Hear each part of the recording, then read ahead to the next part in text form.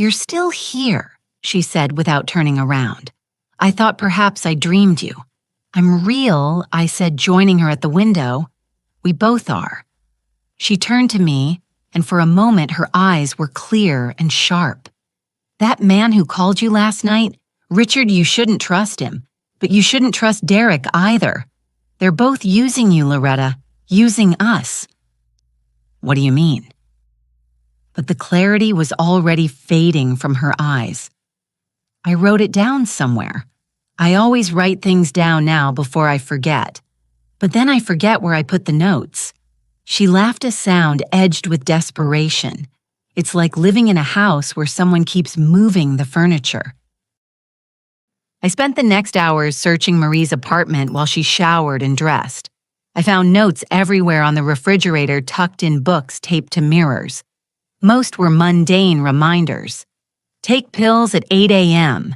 Derek visits Tuesdays and Thursdays. Natalie's birthday is March 12th. But then I found one tucked inside a cookbook in the kitchen, written in shaky handwriting that grew more frantic as it progressed. "Richard knows about Loretta. He showed me a photograph. Said she's been in Montreal for days. Said Derek is hiding her. Why Derek says Richard is stealing from me, but Richard says Derek is manipulating me. Who do I believe? I don't know anymore. I don't know anything. There's money missing. $250,000. Someone took it. Richard says Derek. Derek says Richard. I just want it to stop. I just want to remember who I can trust." The note was dated 5 days ago, 2 days before I'd arrived in Montreal. My hands trembled as I pocketed the note. Peyton had known about me before the incident at the grocery store. He'd been watching, waiting, gathering information. But how and why wait until now to contact me? Marie emerged from her bedroom dressed in slacks and a sweater, looking remarkably put together. "I'm having a good morning," she announced. "I can feel it. My mind is clear. Will you make coffee? I can never remember the right amount of water." We sat together at her breakfast table, drinking coffee and eating toast. For a few precious moments, we were just two sisters sharing a morning meal the way we should have been doing for 64 years. "Tell me about your life," Marie said. "I want to know everything. Did you marry? Have children? What did you do for work?" I told her about my late husband, James, who died of a heart attack 15 years ago, about my career as a nurse, about Derek, my only child, and how proud I'd been when he'd gotten into law school. "He was always ambitious," I said, "even as a boy. But he was kind, too. Or I thought he was." "He is kind," Marie said firmly. "I see it when he visits, the way he makes sure I've eaten, the way he reads to me when I can't focus on the words myself. But he's also desperate. I can see that, too. Desperate for what? Money, security. Not for himself. For Natalie. She grew up wealthy. You know, her family lost everything in the 2008 crash. She's terrified of being poor again. And Derek. Derek would do anything to keep her happy, even things that shame him. I thought of the will, the 20 million, the careful manipulation. You know what he's doing, don't you? You know he's positioned himself to inherit half your estate. Of course I know. I'm sick, Loretta, not stupid. Not yet, anyway." She smiled sadly. "I made him the beneficiary because I wanted to, because he's family, your son, which makes him mine too. And because I'd rather the money go to family than to charities run by people who've never met me." "But what about Peyton's theft, the evidence Derek has?" Marie's expression darkened. "That's real. Richard has been stealing from me. I have proof. Not just Derek's proof, but my own. I hired a private investigator 6 months ago during one of my lucid periods. Richard doesn't know about him. Neither does Derek." I set down my coffee cup carefully. What did the investigator find? Everything. Richard's gambling debts, his mistress in Toronto, the shell companies he's been funneling my money through, but he also found something else. She reached across the table and gripped my hand. Loretta, your mother's estate. The documents that lawyer mentioned in the letter. Richard has them. The room seemed to tilt. How the investigator tracked the lawyer firm, Hartley and Associates. They sent copies of Ruth Collins's documents to both of us. But Richard intercepts my mail has for months. He's been opening everything, screening it. He got my copy and realized immediately what it meant. That's how he knew about you. But why didn't the lawyer contact me directly? They did. They sent a registered letter to your address in Vermont 3 weeks ago. You weren't home to sign for it, so it was returned to sender. They tried again last week. Same result. Because I'd been here in Montreal visiting Derek. The timing was almost too perfect to be coincidence. What's in those documents? Marie Shah stood up, walking to a bookshelf. She pulled out a hollowed-out book and retrieved a manila folder from inside. My investigator got copies. Richard doesn't know I have them. Inside were pages and pages of documentation, but it was the handwritten letter on top that made my blood run cold. To my daughters, Loretta and Marie, if you're reading this, then you found each other and I am gone. I'm sorry for the secrets. I'm sorry for the lies. But most of all, I'm sorry for what I'm about to tell you. Your biological mother, Mary Sullivan, didn't die in 1989 as the records show. That was a fiction created by the adoption agency to discourage you from searching for her. Mary is alive. She lives in a care facility in Burlington, Vermont, under the name Mary Brennan. She has advanced dementia now, but 30 years ago when I tracked her down, she was lucid enough to tell me the truth. You weren't given up for adoption because she was an unfit mother.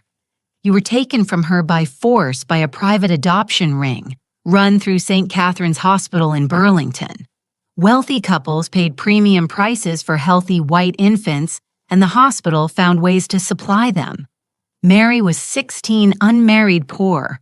They told her you died at birth, both of you. They told her she'd had a stillborn delivery and that she should forget and move on with her life. She never forgot. She spent years searching until the grief and the drinking destroyed her. I found out about this in 1995 when a newspaper investigation exposed St. Catherine's adoption practices. Dozens of families were affected. I wanted to tell you, Loretta, every day. I wanted to tell you, but by then you had your own life, your own family. I convinced myself that the truth would only cause pain. I was wrong. You deserve to know.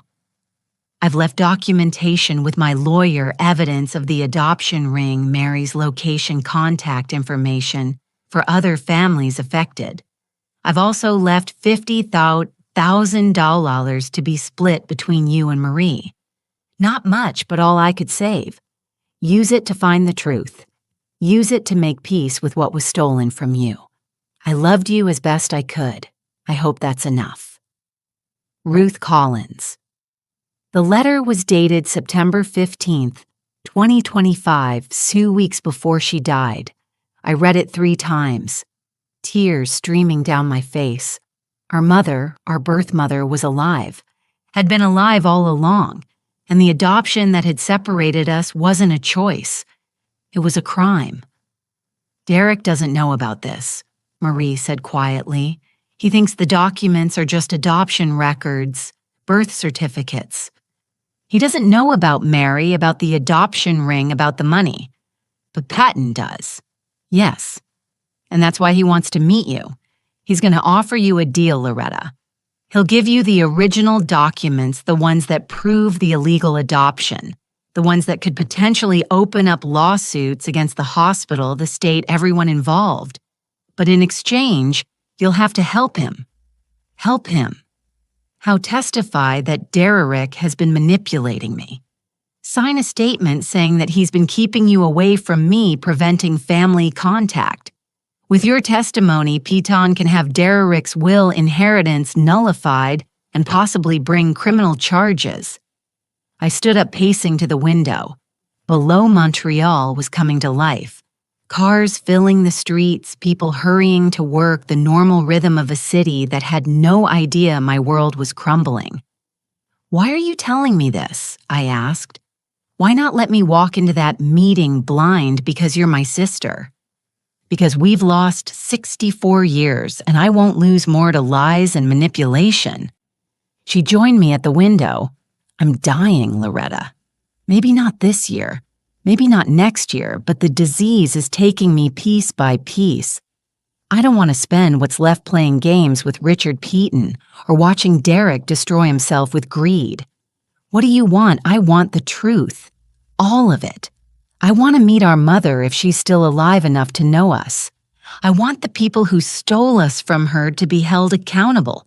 And I want you to have what's rightfully yours. Not my money, but the truth about where you came from." My phone rang. Derek. I silenced it. 5 seconds later, it rang again. Then a text. "Mom, please don't go to that meeting. Piton is dangerous. We need to talk now. He knows I'm here." I said he probably has someone watching the building. Richard is thorough. Another text came through. This one longer. "Piton embezzled $2.3 million from Marie. He's desperate. He'll say anything to turn you against me. The meeting is a trap. He might hurt you. Please." I stared at the message. Was Derek genuinely concerned for my safety? Or was he concerned about losing his inheritance? I have to go. I said I have to hear what Piton has to say. "I'm coming with you." "Marie, you can't." "I can and I will. It's my money he's stealing my life. They're all fighting over. I deserve to be there." Her voice was strong, clear. "Besides, if I'm there, he can't lie about what I want. And neither can Derek." She was right. And more than that, I wanted her with me. My sister, the other half of myself that I'd been missing all my life. We took a cab to the Ritz-Carlton. Marie was sharp during the ride, pointing out landmarks, telling me stories about Montreal, but I could see the effort it took. The way she gripped my hand as if anchoring herself to the present moment. The restaurant was elegant and quiet, filled with well-dressed business people having power breakfasts. Richard Piton sat at a corner table, a silver-haired man in an expensive suit who radiated predatory confidence. His eyes widened when he saw Marie with me. "Mrs. Hanson, this is unexpected.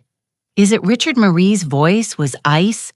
"You've been making decisions about my life for 3 years. I thought it was time I participated in the conversation." We sat down.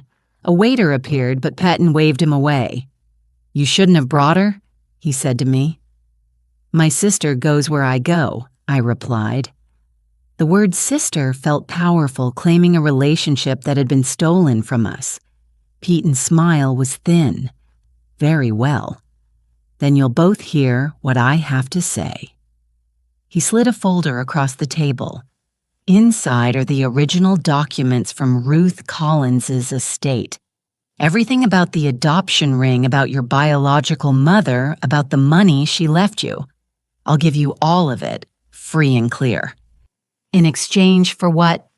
In exchange for your testimony that Derek Collins has been engaged in financial elder abuse of Marie Hanson, that he's manipulated her into changing her will, isolated her from professional care, and stolen funds from her accounts.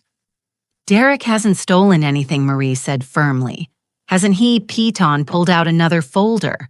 3 weeks ago, $250,000 was transferred from your investment account to an offshore account in the Cayman Islands. The authorization had your signature, but I've had it analyzed. It's a forgery." He slid a document across the table. It was indeed a transfer authorization signed Marie Hanson in handwriting that looked close to hers, but wasn't quite right. "Derek did this," I whispered. "Or he had someone do it for him." The timing is interesting, don't you think? Right after he learned you were coming to visit, right after he knew his window of opportunity was closing. Marie picked up the document, studying it. This isn't Derek's work. How can you be sure? Because it's yours, Richard.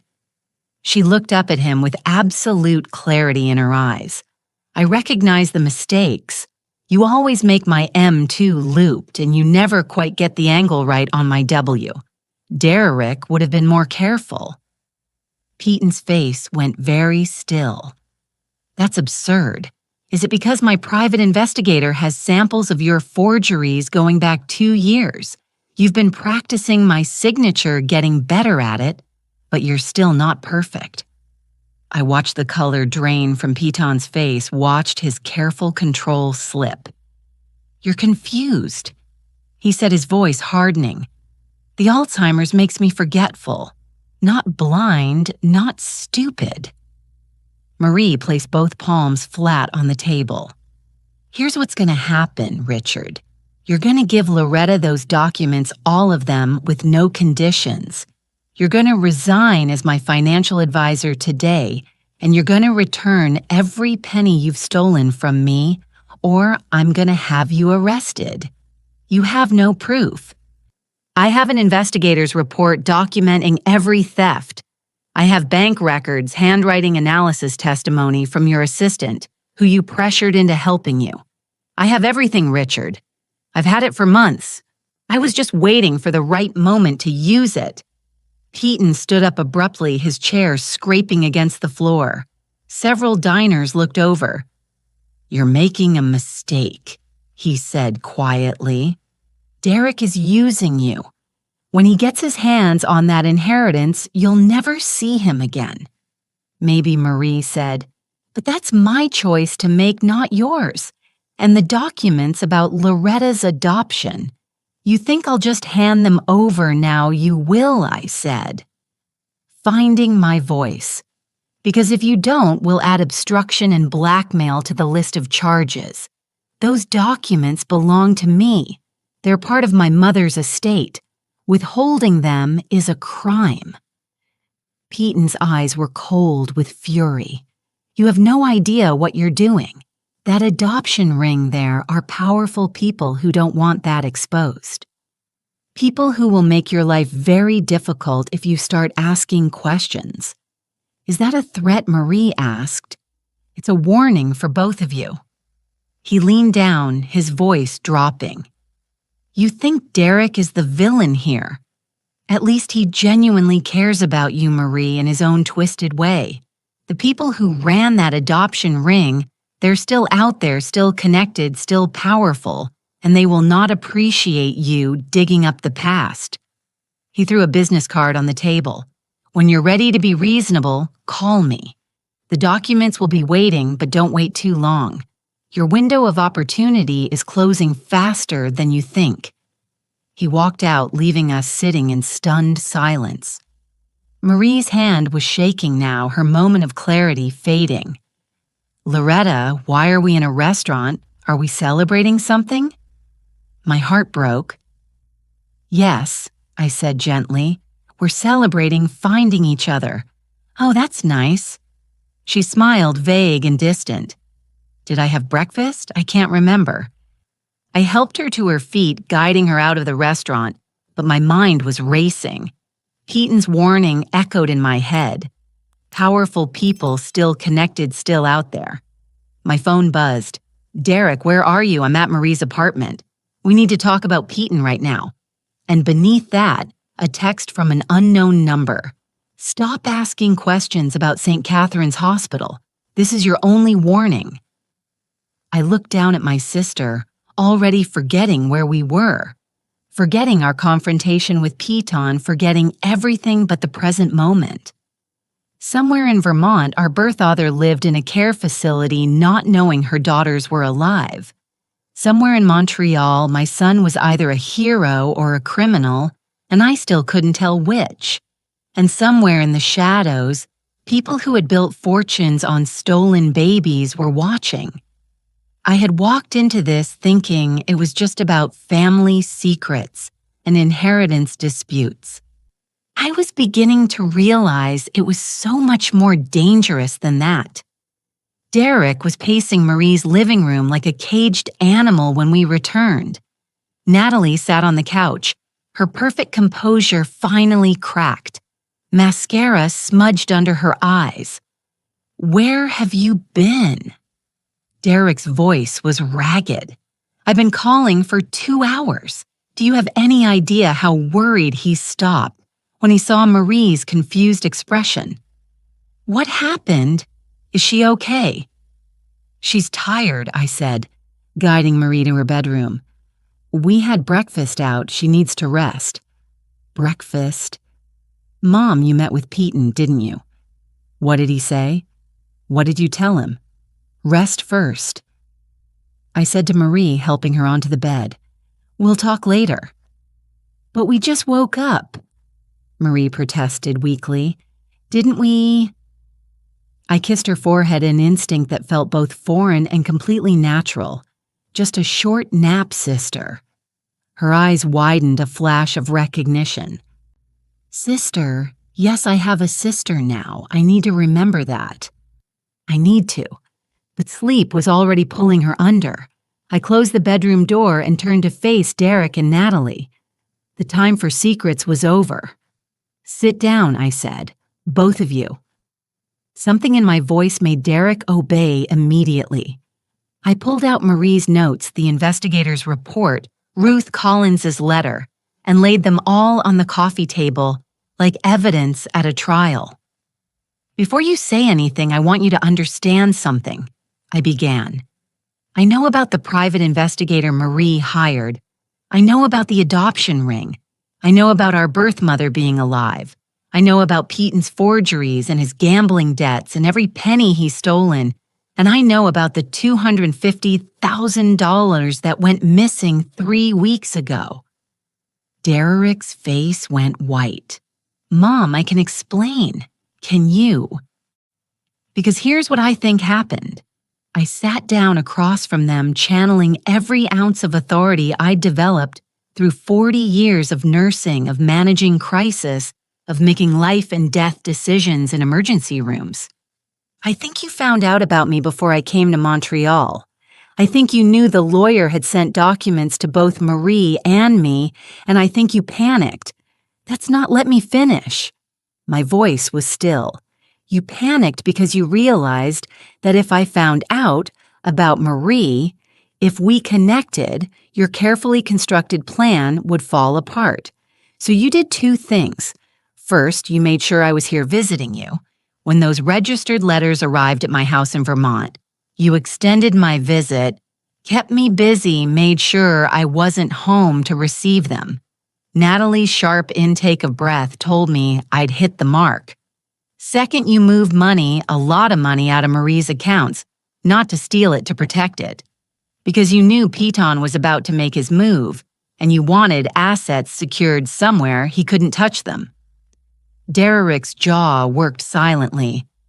"But you made a mistake," I continued. "You forged Marie's signature on the transfer authorization. Not very well differently than Peyton's forgeries, but still detectably false, and that gave Peyton ammunition to use against you. I was trying to protect her." Derek burst out. "Peyton was going to clean out her accounts before the court hearing. I had to move the money somewhere safe to the Cayman Islands. How is that protecting her? It's a trust account, in her name with you and me as secondary trustees." He grabbed his laptop, pulling up documents with shaking hands. "Look, here's the paperwork. Every penny is accounted for. I was going to tell both of you once it was safely out of Peyton's reach." I examined the documents. They looked legitimate, but I'd learned not to trust appearances. If that's true, why hide it? Why not just tell Marie what you were doing, because she has good days and bad days? Natalie said, her voice breaking. "What if we told her on a good day and she agreed, but then on a bad day she forgot and thought we were stealing from her? What if she told Peyton he'd have found a way to block the transfer, or worse, he'd have used it to prove we were manipulating her?" I studied their faces, the exhaustion, the fear, the desperate sincerity. They believed they were heroes in this story. Maybe they were. Or maybe they were just better liars than I'd given them credit for. Show me everything I said, every document, every account, every piece of evidence you have against Peyton. And I mean everything, Derek. No more secrets. For the next hour, they did. Bank statements showing Petton's systematic theft. Emails between Peyton and his assistant discussing how to hide the transactions. Recorded phone calls where he pressured Marie into signing documents she didn't understand. The forensic accountant's report showing a clear pattern of embezzlement totaling over $2 million. This is enough to put him in prison, I said, reviewing the last document. It should be, Derek agreed. But he has connections.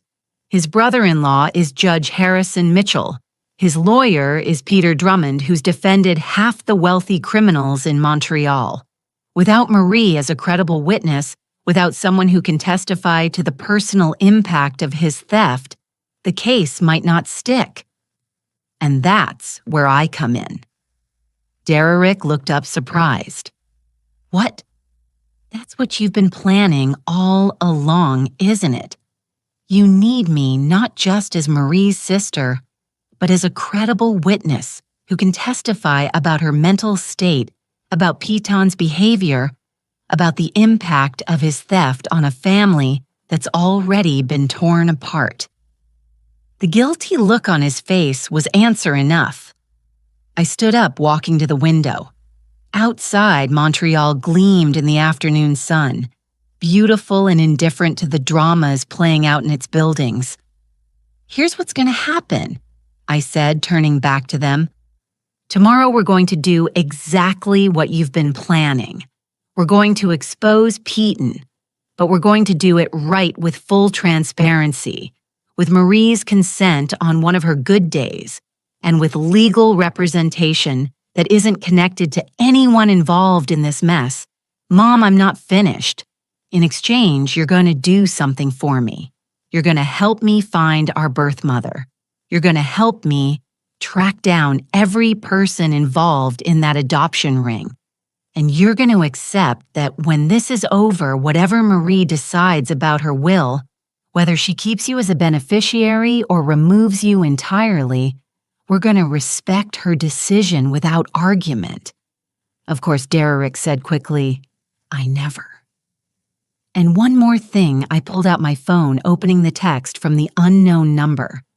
This came right after I left the restaurant with Peyton. Someone is threatening us, warning us away from investigating St. Catherine's Hospital. I want to know who sent it, and I want to know what they're afraid we'll find. Natalie took the phone, her face going pale as she read the message. Derek, this is serious.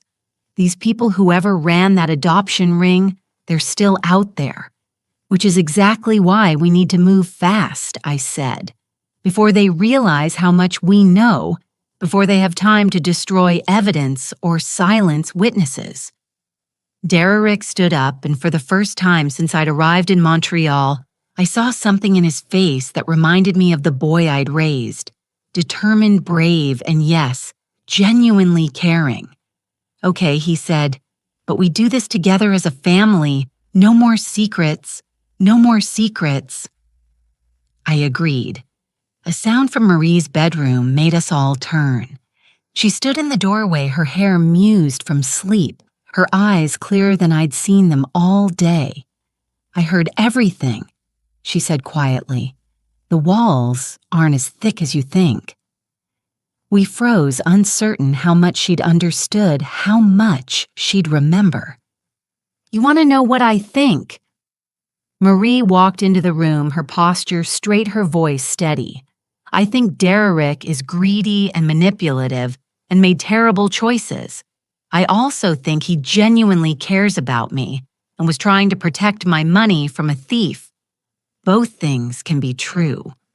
She sat down in the armchair, folding her hands in her lap like a queen holding court.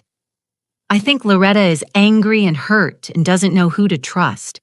I also think she's the strongest person in this room, and the only one brave enough to demand the truth. Both things can be true. She looked at each of us in turn.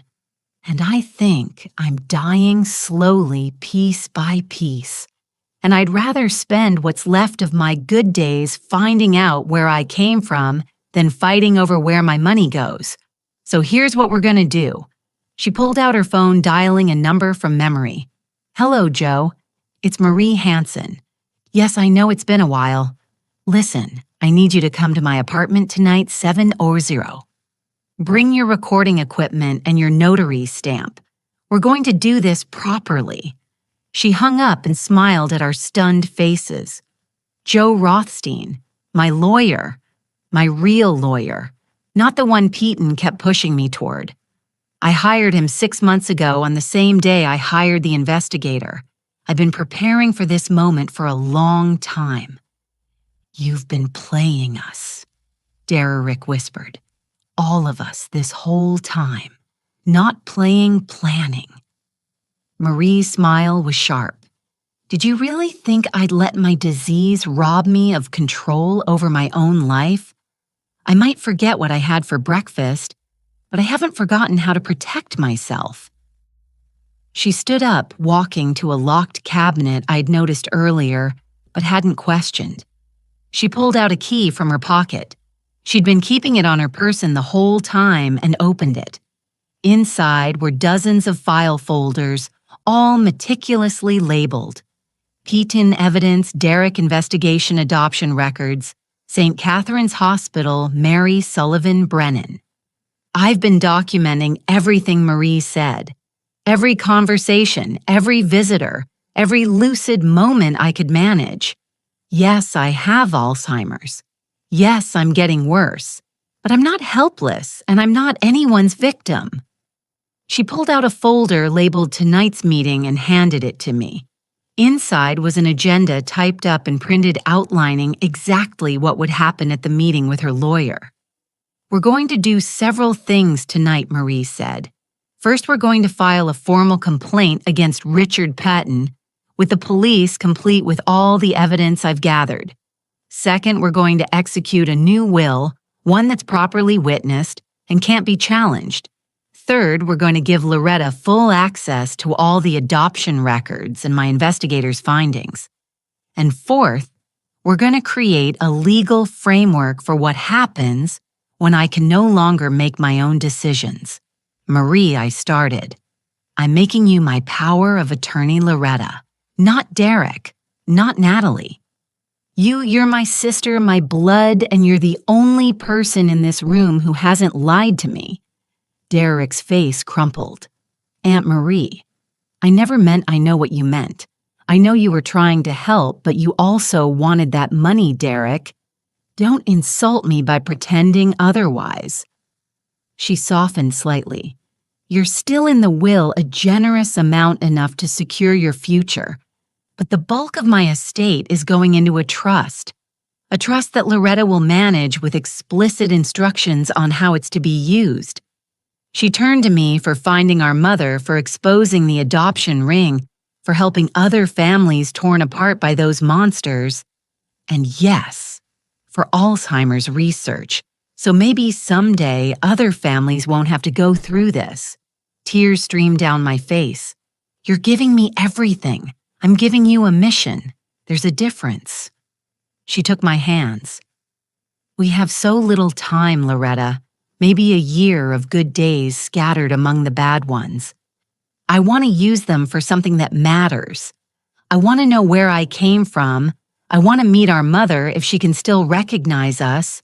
I want the people who stole us to face justice. And if they're powerful, if they're dangerous, Marie's smile was fierce. Then we'll be more dangerous.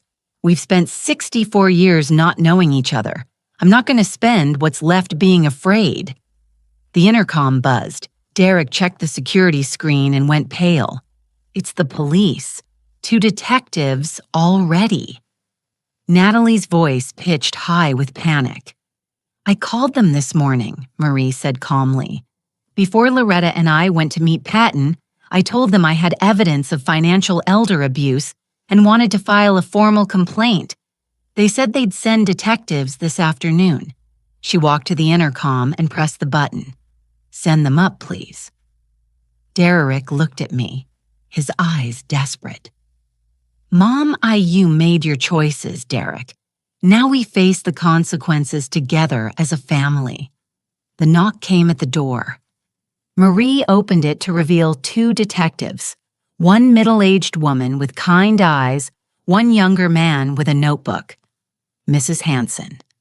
I'm Detective Louise Morrow, and this is Detective James Park. You called about financial abuse. Yes, please come in. I have a lot to tell you." Over the next 2 hours, Marie laid it all out for them with remarkable clarity. The theft, the forgeries, Piton's manipulation, Derek's well-meaning but legally questionable attempts to protect her money, the adoption records, the threatening text, all of it. The detectives took notes, asked questions, examined the evidence. When Marie began to fade, losing her train of thought, I stepped in to fill the gaps. Derek sat silent, his future hanging in the balance. Finally, Detective Morrow closed her notebook. "This is complicated," she said. "The financial crimes are clear-cut. We'll need to bring Mr. Piton in for questioning. As for the transfer to the Cayman Islands," she looked at Derek. "That's more ambiguous. If the account is genuinely a trust in Mrs. Hanson's name, and if she authorizes it retroactively, then it's probably legal. But Mr. Collins, you're walking a very thin line." "I know," Derek said quietly. "I just wanted to protect her. The road to trouble is paved with good intentions." Detective Morrow stood. "We'll be in touch. In the meantime, Mrs. Hanson, I'd suggest you consider getting some protection. If there really are people who don't want that adoption ring exposed, they might escalate beyond text messages." After the detectives left, we sat in exhausted silence. The lawyer, Joe Rothstein, would arrive in an hour. There were documents to sign, decisions to make, legal frameworks to establish.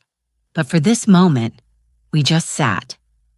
3 generations of one family and one newly discovered member of another, bound together by blood and money and secrets and love. My phone buzzed. Another unknown number. I hesitated, then opened it. The message was a photograph, a grave marker. The inscription read, "Mary Brennan, 1945-2025. May she rest in peace." Below the photo, a message. "Your mother died this morning. Stop looking for answers that died with her." My hand shook as I showed the message to Marie. Her face went still. Then she reached out and deleted the message. "They're lying," she said firmly. "It's a scare tactic. Call the care facility in Burlington, verify she's alive." I dialed the number from the documents, my heart in my throat. A cheerful voice answered. "Willowbrook Care Facility. How may I help you?" I'm calling about a resident, Mary Brennan." Oh yes, Mary had such a good day today. She actually ate all her lunch. "Are you family relief?" flooded through me so intensely I had to sit down. Yes, I'm family. Wonderful. She doesn't get many visitors. When would you like to come see her? I looked at Marie, at Derek, at this strange, makeshift family we'd become. "Tomorrow," I said. "We'll be there tomorrow." Because if someone was threatening us, trying to scare us away, that meant we were getting close to something they desperately wanted to hide. And I'd spent 64 years not knowing where I came from. I wasn't going to stop now. The morning light filtered through the windows of Willowbrook Care Facility in Burlington, Vermont, casting everything in soft gold. Marie sat beside me in the passenger seat of the rental car, her hands folded peacefully in her lap. She'd had a clear morning, sharp-focused present, and we both knew to treasure it while it lasted. Derek and Natalie followed in their own car. The 3-hour drive from Montreal had been quiet, each of us lost in our own thoughts about what we might find inside. Are you nervous? Marie asked as I turned off the engine. Terrified. I admitted. What if she doesn't know us? What if the dementia has taken everything? Then we'll sit with her anyway. We'll tell her who we are, even if she can't understand. We'll fill in the empty spaces of our lives, even if she can't fill in hers. Marie squeezed my hand. We're here, Loretta. Together, that's what matters. The care facility was nicer than I'd expected. Clean, bright, with artwork on the walls and the smell of coffee instead of antiseptic. A young nurse named Kelly greeted us warmly. You're here to see Mary. She'll be so happy. She's in the common room. Fair warning, though. She thinks it's 1963 most days. She talks about her babies a lot. Kelly's expression softened. The ones she thinks she lost. It's very sad. My throat tightened. Can we see her? Kelly led us through a hallway decorated with photographs and resident artwork. The common room was sunny and spacious with several elderly residents scattered about. Some watching television, some doing puzzles, one woman painting at an easel. That's Mary, Kelly said, pointing to a woman sitting by the window. She was small, white-haired, her face deeply lined. But even from across the room, I could see traces of Marie and me in her features, the shape of her jaw, the way she tilted her head. Our mother. Marie and I approached slowly while Derek and Natalie hung back. Mary was staring out the window, humming tunelessly to herself. Mary, I said softly, crouching down beside her chair. Mary Sullivan. She turned and her eyes, hazel like ours, widened. Her hand flew to her mouth. No, she whispered. No, this isn't real. You're not real. We're real, Mama, Marie said, kneeling on the other side. We're your daughters, Loretta and Marie. We found each other. We found you. Tears streamed down Mary's weathered face. She reached out with shaking hands, touching my cheek. Then Morris, as if verifying we were solid. They told me you died, she sobbed. Both of you. They said you were born too early, too small. They said there was nothing they could do. I heard you cry. I know I did. But then they took you away. And when they brought you back, you were cold and still. And they said they lied. I said gently, taking her frail hand. We didn't die, Mama. They took us, sold us to different families, separated us, but we're here now. 64 years, Mary whispered. I've been grieving you for 64 years. We sat with her for 2 hours. She drifted in and out of clarity, sometimes thinking we were nurses, sometimes thinking we were her own long dead-ad mother. But in the lucid moments, she told us everything about the hospital, about the doctor who delivered us. Dr. Harold Weston, about the nurse who'd held her down when she tried to fight, insisted on seeing her babies, about waking up, alone, being told her twins were dead, being given discharge papers, and sent home to grieve. I tried to tell people, she said, her voice breaking. I told everyone who'd listen. But I was 16, unmarried, poor. Who was going to believe me? They said I was hysterical. They said grief had made me confused. Eventually, I started to believe them too. Marie pulled out a photograph one the investigator had found of Catherine and Marie together when Marie was a child. This is the mother who raised me. She loved me, but she knew Mama. She knew what they'd done, and she tried to find Loretta to make it right. Mary studied the photo with tears running down her face. She looks kind. She was, Marie said, but I wish I'd known you too. Derek stepped forward, his expression gentle. Mary, I'm Derek, Loretta's son, your grandson. Mary looked up at him with wonder. I have a grandson. You have a family, I said, and we're going to make sure the people who took us from you face justice. Mary's hand tightened on mine. They're powerful people, baby. Rich people. They have lawyers and judges in their pockets. That's why I could never prove anything. That's why nobody believed me. We have evidence now, I said. Hospital records, adoption documents, testimony from other families. We have everything we need. Will it be enough? I thought of Marie's meticulously organized files, of the investigator's report, of Derek's legal expertise, and Natalie's connections, of Detective Morrow's promise to investigate thoroughly. It will be, I said with more confidence than I felt, because we're not giving up. Not this time. We left Willowbrook 3 hours later with Mary's blessing and a promise to return soon. She'd asked us to bring photos next time to help her remember our faces on the days when her mind failed her. The drive back to Montreal was different. Heavier with purpose, lighter with truth.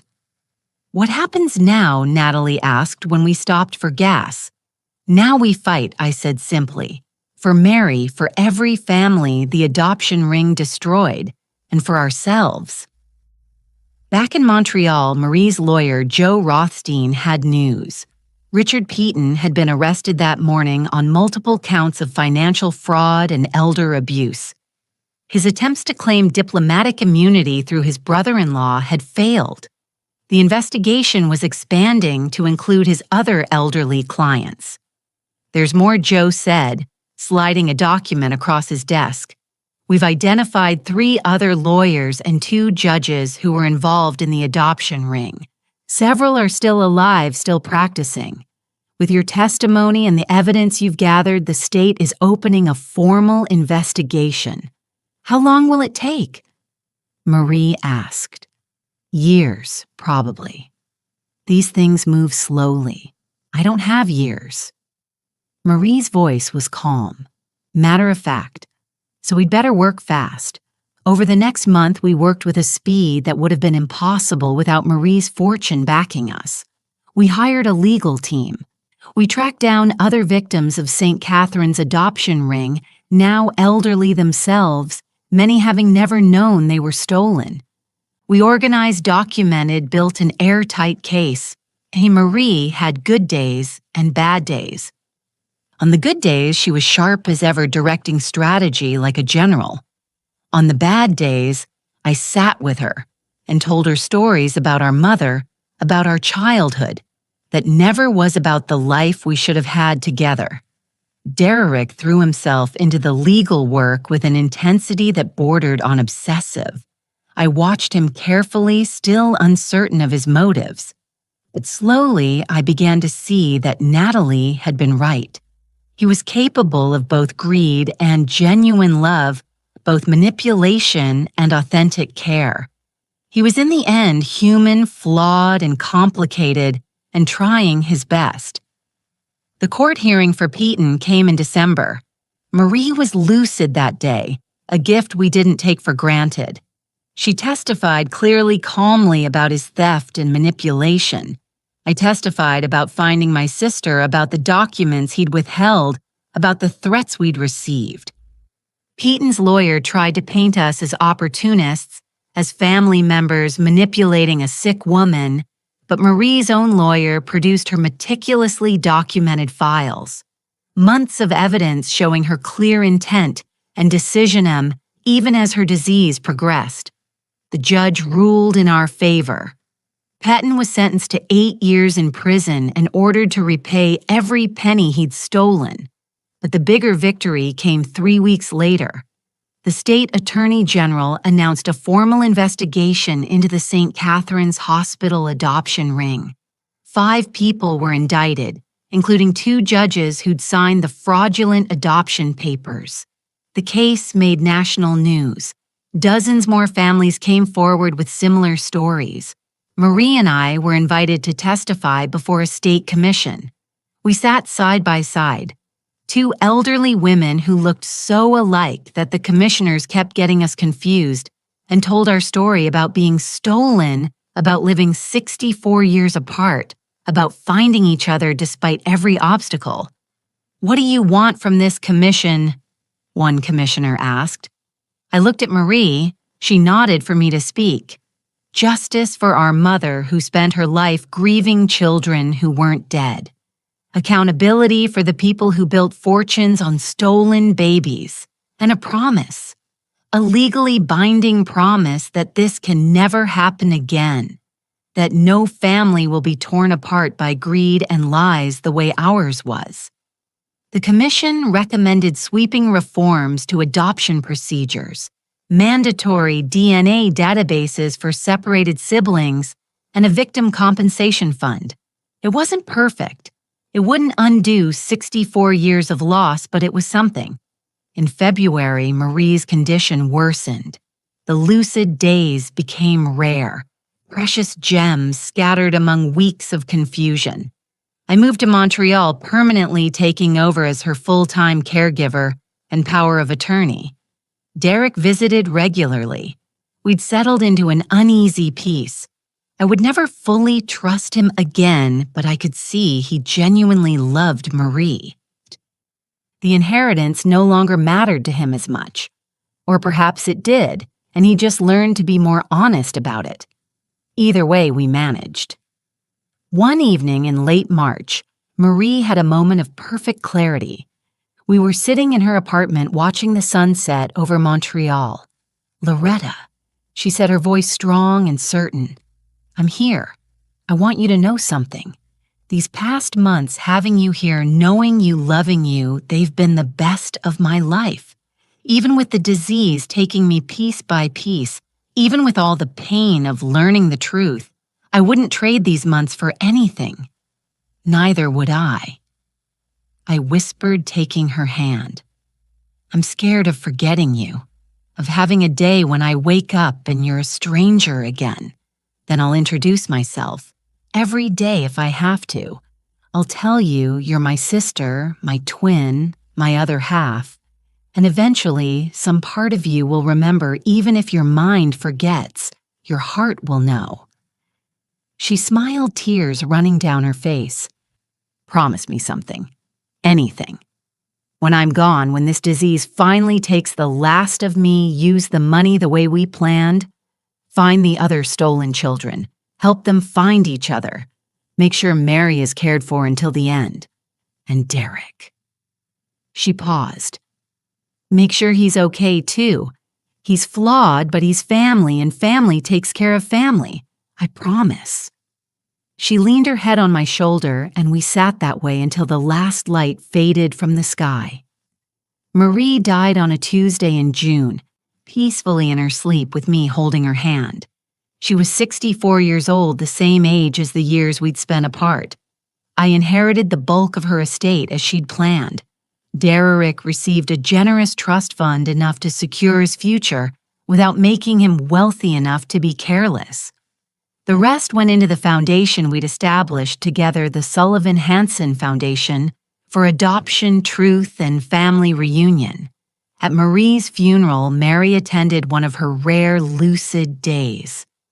She sat beside me in the front pew, holding my hand, understanding that she'd lost a daughter she'd barely had time to know.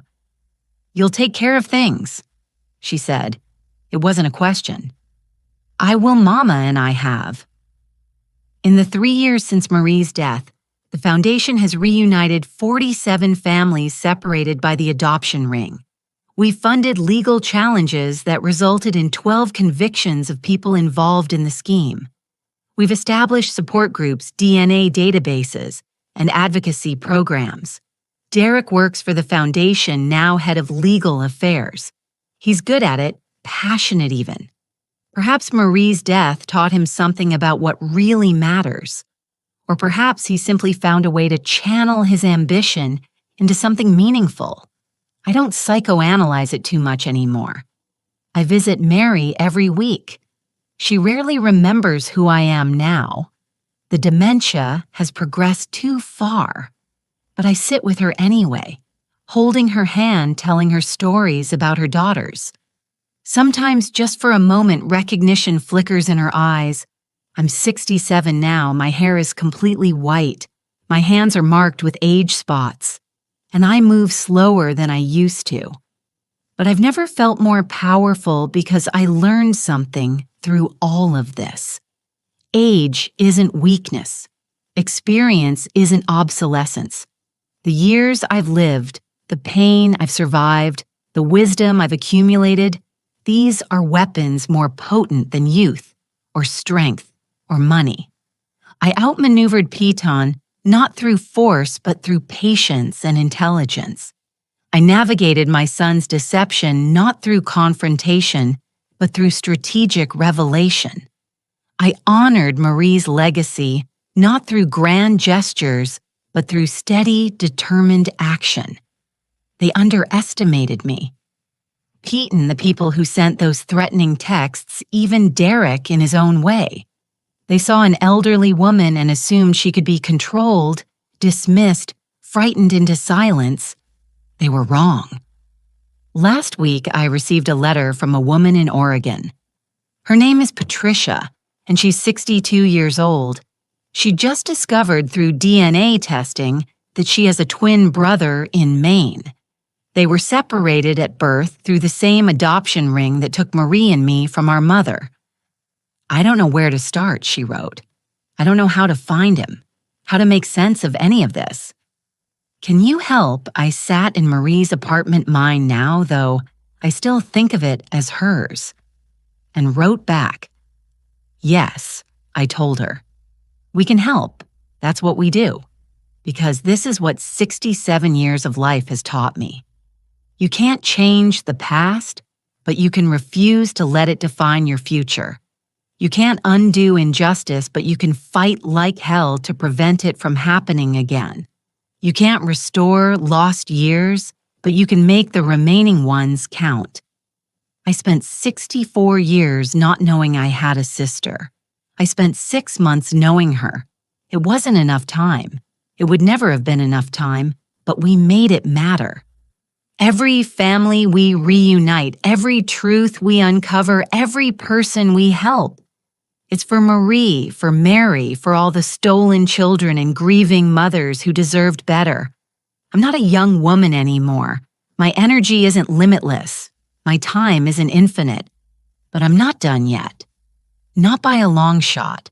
Because the greatest power I have isn't in my youth or my strength. It's in my refusal to be silent. My refusal to give up. My refusal to let the powerful and corrupt win simply because they think an elderly woman can't stop them. They thought I was weak. They learned otherwise. And every day in Marie's memory, I continue to prove them wrong. This is my legacy now. Not money, not property, not even the years I spent as a nurse saving lives. This fighting for truth, for family, for justice. This is what I was always meant to do.